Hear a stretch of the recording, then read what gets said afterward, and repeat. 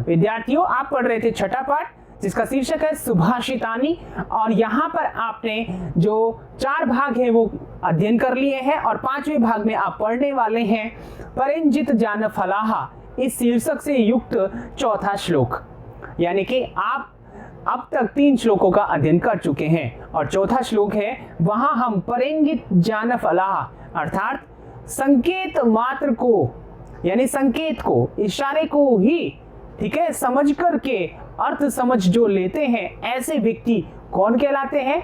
बुद्धिमान व्यक्ति कहलाते हैं। तो बुद्धिमान व्यक्तियों के विषय में ही यहाँ पर हम पढ़ने वाले हैं। तो आइए विद्यार्थियों शुरुआत करते हैं। तो देखिए यहाँ सबसे पहले पिछले भाग के जो प्रश्न है वो आप उत्तर की जांच कर लीजिए उनको, और आपने सही सही लिखे होंगे ऐसी उम्मीद करता हूं। तो आइए पहला प्रश्न जांच करते हैं। कह जनः ध्रुवम प्रसीदति, ठीक है ना। कह जना, कौन सा व्यक्ति, कौन व्यक्ति, ठीक है। निश्चय ही प्रसीदति, प्रसन्न होता है, एक वाक्य में उत्तर देना है। तो हमारा होगा यह निमित्तम उद्देश्य प्रकुप्यति स जन ध्रुवम प्रसीदति, ठीक है ना। तो यहां पर देखिए प्रश्न इस प्रकार भी हो सकता है कीदृशः जनः, यहां कह के स्थान पे हम कीदृशः भी प्रयुक्त कर सकते हैं।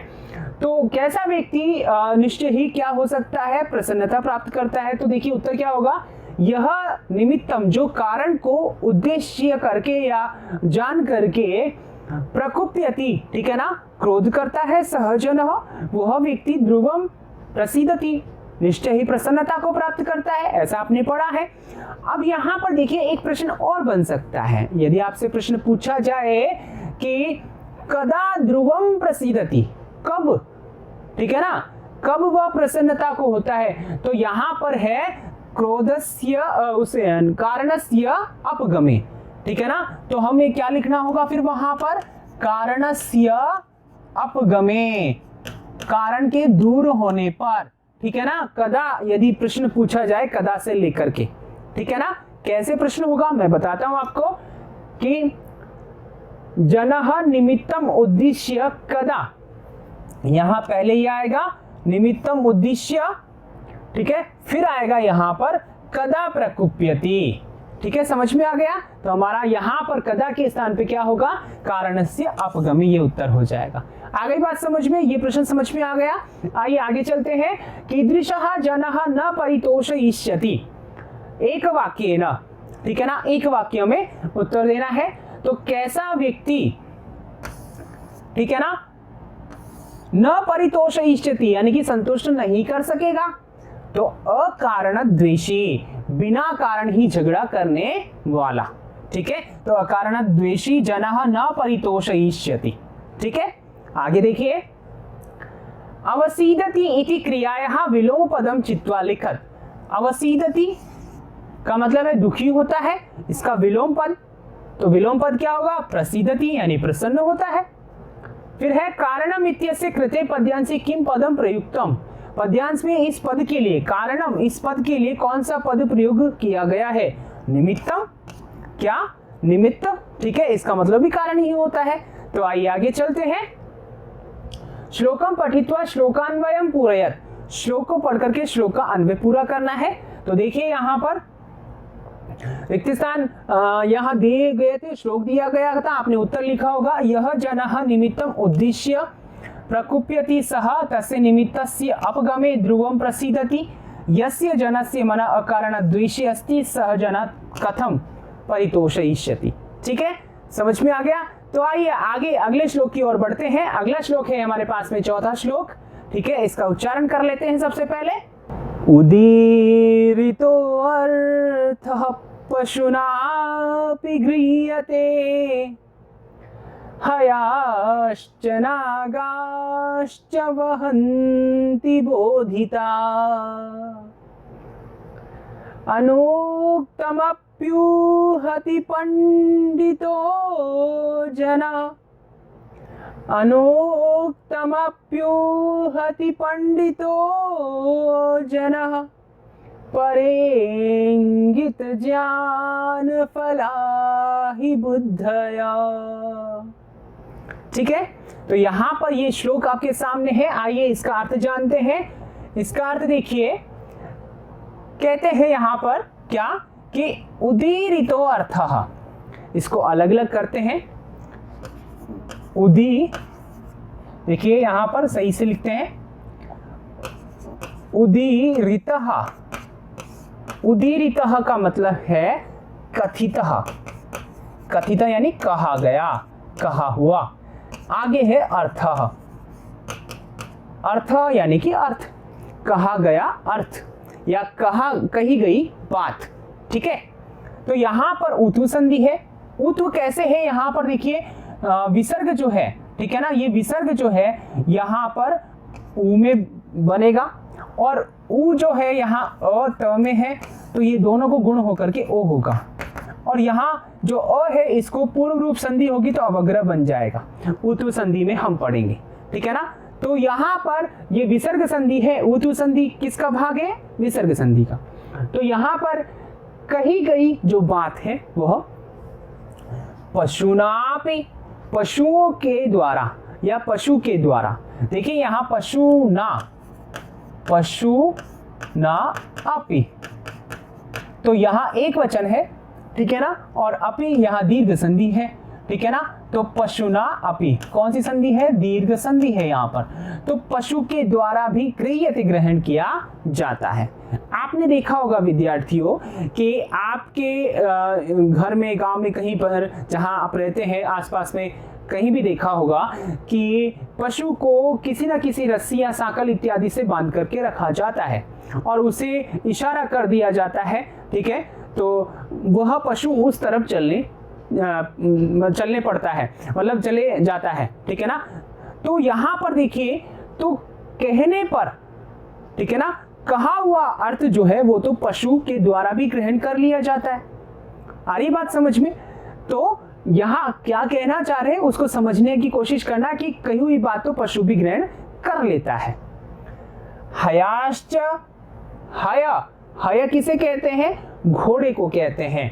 तो यहां पर देखिए हयाह च, ठीक है ना। यहां पर कौन सी संधि है, विसर्ग संधि ही है यहाँ पर, जिसमें सत्व संधि है, यानी कि विसर्ग को स हो जाता है।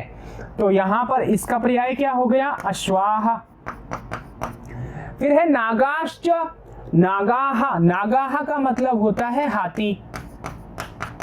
यहां पर भी कौन सी संधि है, सत्व संधि है।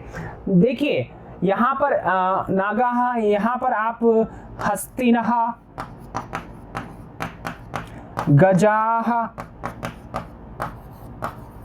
करिनहा, इस प्रकार पर्यायवाची लिख सकते हो। तो यहां देखिए नागा यानी कि जो हाथी हैं, जो घोड़े हैं, वे सभी वहन करते हैं। क्या वहन करते हैं, भार को। यानी कि हाथी घोड़े पर जब आप भार लेके जाते हो तो वो वहन करते ले जाते हैं। बोधिता, यानी कि बोधित कराए गए, डाले गए, ठीक है ना, उन पे लादे गए भार को वो क्या कर लेते हैं, ले जाते हैं। कहने के उपरांत, ठीक है ना, लादने के उपरांत। तो पशुओं को यदि कोई बात कहे तो वो ग्रहण कर लेते हैं कही हुई बात को, और घोड़े जो है भार को वहन कर ले जाते हैं। अनुक्तम अप्युहति पंडितो जना, और जो पंडित लोग होते हैं, पंडितो जनः यानी पंडित लोग जो होते हैं, अनुक्तम अप्युहति, इसको समझिएगा, इसको यहाँ पर साफ करते हैं इसको। तो देखिए अनुक्तम, अनुक्तम, ठीक है ना। आगे देखिए अपि, और आगे है उहति, ठीक है। अनुक्तम, इस शब्द को समझते हैं। तो यहां पर ये जो है अनुक्तम, न उक्तम, न उक्तम,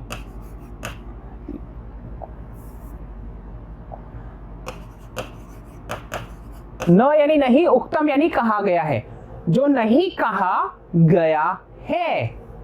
अपि, उसको भी उहति कह देते हैं, जो नहीं कहा गया है उसको भी कह देते हैं, ठीक है ना। ऐसे पंडित लोग होते हैं। क्यों, क्योंकि जो पंडित लोग होते हैं वो बुद्धिमान होते हैं, तो बुद्धया यानी कि बुद्धिमान लोग होते हैं, तो इसीलिए वे कैसे होते हैं, परंगित ज्ञान फला। ठीक है ना। तो यहां पर देखिए, अच्छा मैंने यहाँ संधि बताई नहीं आपको, संधि क्यों नहीं बताई, क्योंकि आपको पता है यहाँ पर यण संधि है। ठीक है ना, समझ में आ गया। तो यहाँ इसकी बात करें वापस, तो परंगित, पर इंगित ज्ञान फलाह, पर यानी, ठीक है ना, दूसरा या दूसरे के द्वारा। ठीक है ना, तो दूसरा कोई व्यक्ति है यदि इशारा करता है, इंगित ज्ञान फला यानी दूसरे के द्वारा इशारा करने मात्र से, संकेत मात्र से जो समझ जाया करते हैं, ठीक है, और नहीं कही गई है बात उसको भी जान लेते हैं, ऐसे व्यक्ति कैसे होते हैं, बुद्धिमान होते हैं, पंडित लोग होते हैं। समझ में आ गया है ना। तो यहाँ इस श्लोक में क्या बताया गया है, इस श्लोक में बताया गया है विद्यार्थियों कि जो कहा हुआ अर्थ है, ठीक है, क्या है, कहा हुआ अर्थ है वह पशु के द्वारा ग्रहण कर लिया जाता है। ठीक है, और जो हाथी घोड़े होते हैं उनके ऊपर भार लाद दिया जाता है और कह दिया जाता है कि जाओ, तो वो चले जाते हैं। लेकिन जो विद्वान लोग होते हैं, बुद्धिमान लोग होते हैं, वो नहीं कही हुई बात को भी जान लेते हैं, क्योंकि वह दूसरे के द्वारा इशारे मात्र को समझने वाले होते हैं। तो विद्यार्थियों, आपको कैसा बनना है, आपको विद्वान बनना है, बुद्धिमान बनना है, ऐसा व्यक्ति बनना है कि आप इशारे को ही समझ लें, यानी इशारे से ही बात को समझ लें, बात के अर्थ को समझ लें। ठीक है ना, यानी कि जो गंभीर विषय है, ज्ञान है, उसको समझ लेवें। ठीक है, समझ में आ गया है ना। तो यहाँ पर पंडित लोग कैसे होते हैं उसके विषय में बता दिया गया है। ठीक है, आइए आगे चलते हैं। आगे देखिए, शब्दार्थ उदीरितः उक्तः कथितः, कहा हुआ, गृह्यते प्राप्यते प्राप्त किया जाता है, हयाः अश्वः घोड़े, नागाः गजाः हाथी, बोधितः निर्दिष्टा। यहां पर देखिए निर्दिष्टा इस प्रकार लिखा हुआ होगा, निर्दिष्टाः। ठीक है, निर्दिष्टा, यहां एक ट हटा दिया, तो ज्ञान करवाए गए या बताए गए। ऊहति निर्धारयति अंदाजा लगाते हैं। परिंजित ज्ञान फलाः, पर संकेत मात्र ज्ञान, संकेत जन्य ज्ञान रूपी फल वाले। बुद्धयः बुद्धिमंता, बुद्धिमान लोग। ठीक है, आइए आगे चलते हैं। आगे देखिए, अन्वय की बात कर लेते हैं। अन्वय देखिए, पशुना, यहां ये गलत लिखा हुआ है, पशुना। ठीक है ना, पशुना अपि उदीरितः अर्थः गृह्यते, हयाः नागाः च बोधितः भारं वहन्ति, पंडितः जनः अनुक्तम अपि ऊहति ही बुद्धयः परंगित ज्ञान फलाः भवन्ति। देखिए, पशु के द्वारा भी कही हुई बात को ग्रहण किया जाता है। यहाँ अश्व और हाथी जो है, ठीक है ना, यानी घोड़े और हाथी हैं, वे बोधिता यानी बताए हुए या लादे गए भार को वहन कर ले जाते हैं। ठीक है ना। पंडितः जनः, पंडित व्यक्ति जो नहीं कहा गया है ऐसे अनुक्तम यानी अनुक्त कथन को भी ऊहति यानी कि जान लेते हैं, निर्धारित कर लेते हैं, समझ लेते हैं। क्योंकि ही यानी क्योंकि, बुद्धया यानी कि बुद्धिमान लोग, पंडित लोग, परंगित ज्ञान फला भवंती, संकेत मात्र ज्ञान को, इशारे मात्र को समझने वाले होते हैं। ठीक है, भावार्थः, आइए यहां भावार्थ जानते हैं। अस्मिन् श्लोके वर्णितम् अस्ति यत् बुद्धिमन्तः जनाः कीदृशाः भवन्ति इति।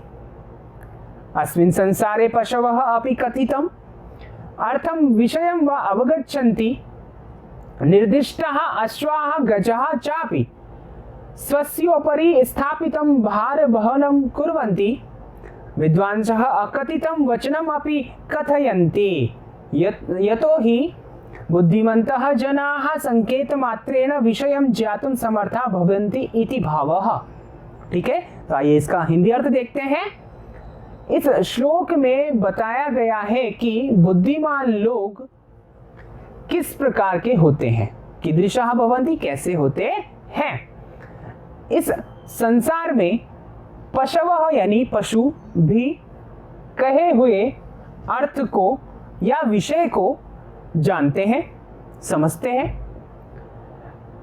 निर्दिष्ट किए गए घोड़े और हाथी खुद के ऊपर स्थापित किए गए भार का वहन करते हैं, भार को ले जाते हैं। विद्वान जो कथन नहीं कहा गया है, ऐसे कथन को भी या वचन को भी कथयन्ति कह देते हैं, क्योंकि बुद्धिमान लोग संकेत मात्र विषय को जानने में समर्थ होते हैं। तो समझ में आ गया है ना? तो बुद्धिमान लोग कैसे होते हैं? इशारे मात्र को समझने वाले होते हैं। तो आपको समझ में आ गया होगा यहाँ पर कि इशारे मात्र से जो समझाते हैं या जो जान लेते हैं किसी बात को, वो पंडित लोग होते हैं। तो आपको भी आपके विषय को, आपके अध्ययन को गंभीरता से पढ़ना है और शिक्षक के द्वारा जो आपको बात समझाई जाती है उसको समझ लेना है। ठीक है, समझ में आ गया? तो आइए आगे चलते हैं। विशेषः संधि की बात करते हैं। सबसे पहले उदीरितो अर्थः, मैंने आपको बताया उदीरितः अर्थः उत्तु संधि है। पशुनापि पशुना अपि दीर्घ संधि है। हयाश्च हयाः च सत्व संधि है। नागाश्च नागाः च सत्व संधि है। अनुक्तम अप्युहति, अनुक्तम अपि उहति यण संधि है। यहाँ पर देखिए, यहाँ तो संयोग है और यहाँ पर जो है यण संधि है। समास, समास की बात करते हैं। अनुक्तम न उक्तम, जो नहीं कहा गया है, नए तत्पुरुषः, नए तत्पुरुष समास यहाँ पर है। ठीक है, आइए आगे चलते हैं। आगे देखिए, भावबोध प्रश्नानि, इस श्लोक से संबंधित भावबोध प्रश्न। पहला प्रश्न, उदीरितो अर्थः केन अपि गृह्यते, एक पदेन। दूसरा है पंडितः किम अपि ऊहति, एक पदेन। आगे देखिए तीसरा प्रश्न, बुधयः कीदृशाः भवन्ति, ठीक है, पूर्ण वाक्येन। चौथा प्रश्न है परेंगित जान फला के भवन्ति। यहां पर देखिए, इसको सही करना है। यहां परेंगित है, परेंगित जान फलाह, ठीक है ना? आप इसको सही करके लिखिएगा कि भवंती पूर्ण वाक्य न, इसको पूर्ण वाक्य में उत्तर लिखना है। पांचवा देखिए, हस्तिनः इति पदस्य कृते पद्यांशे किम पदम प्रयुक्तम अस्ति, ठीक है। आगे देखिए, अर्थः इति विशेष्य पदस्य विशेषणेन सह अन्वयम कुरुता। आगे देखिए, आगे है आपके पास में सातवां प्रश्न, श्लोकम पठित्वा श्लोकस्य अन्वयम कुरुता, श्लोक का अन्वय पूरा करना है। ठीक है ना विद्यार्थियों? तो आपने ये प्रश्न लिख लिए होंगे और समझ लिया होगा इस श्लोक को अच्छे से। तो मैं लेता हूं विदा, आगे अगले श्लोक के साथ फिर मिलूंगा। तब तक के लिए धन्यवाद।